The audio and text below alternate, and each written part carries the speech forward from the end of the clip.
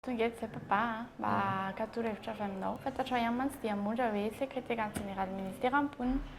Dia tamin'ny andro iraisam-pirenena ho vehivavy valo marsa teo dia omaly. Dia nanao kabary izy. Nanao ny kabary zany izy. Dia somary misy diso zany hoe zavatra noteneniny. Dia izay mba hoe akana toro-hevitra aty aminao hoe tokony alatsy ve zay ve sa hoe tokony hamerina an'ilay kabary mihitsy satria misy zavatra diso ny zavatra noteneny tao anatin'ilay kabary. Aharako tsara ilay kabariny ilay kabary nataonao omaly zany. Hainao nijery omaly? Nijery tsara mihitsy. Dia momba an'izay mihitsy isaka tongavanay aty resaka amin'izany hoe sao dia tokony alatsiny ary izay satria izaho aloha tsy haiko mahatsapa tena hoe ohatry ny mampiahiahy anahy ihany ilay izy satria marobe ny olona nino anazy, marobe ny olona nijery teo koa. Zao kosa aloha e. Izany hoe zany ny atongavanareo aty ve le votoatin'ilay kabary ve no tianareo hakana hevitra aty amiko zany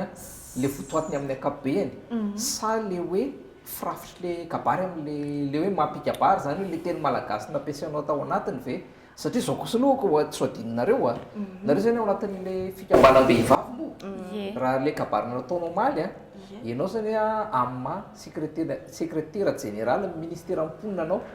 dia nandray fitenenana ao misolo tena le fikambanam-behivavy izay misy le kabary nataonao omaly zay le izy. dia ina moa tsy mety amin'ireny zavatra tsara ka hitanao le izy zany nanoratra le kabary aloha tamin'ny voalohany dia hoe mety raha angaty dia rehefa nataoko amin'izay le izy omaly dia nazamy tena le izy mahatsapa tena hoe ohatran'ny misy diso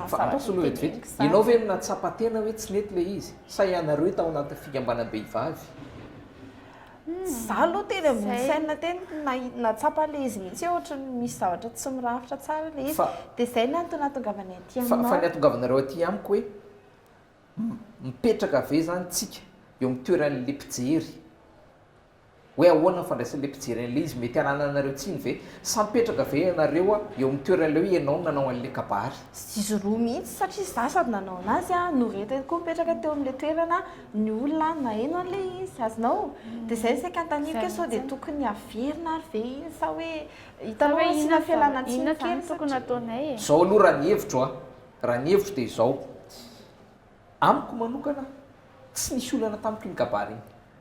tena nijery nanaraka an'iny hatramin'ny voalohany hatramin'ny farany voatazonao tsara mihitsy ny toerana sy nandraikitra izay sahaninao ao anatin'ny ministera sekretera jeneraly ministera am-ponina ianao lazainao teo ny programa anasa amin'ny ministera tsy misy olana iny amiko aminareo fikambanam-behivavy zany tsy misy olana iny fa zao fotsiny ianareo zany miroro saina be amin'ny zavatra tsisy dikany